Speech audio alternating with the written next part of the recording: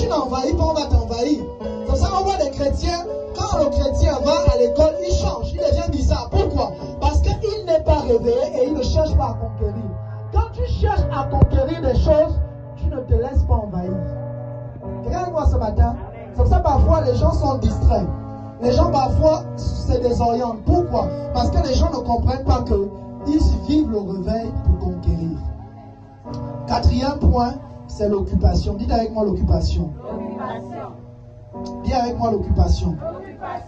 Une église qui vit le réveil et la conquête, c'est une église qui est occupée.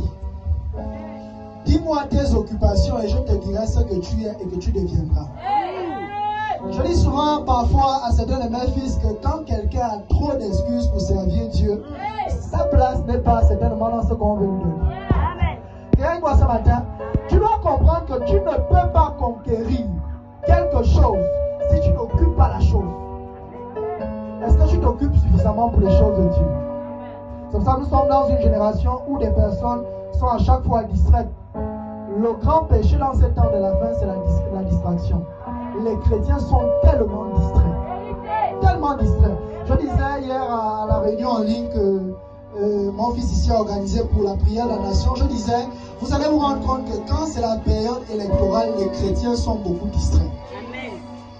On a l'impression que quand c'est la période électorale, les chrétiens sont en vacances. Il y a un qui a lu leur statut.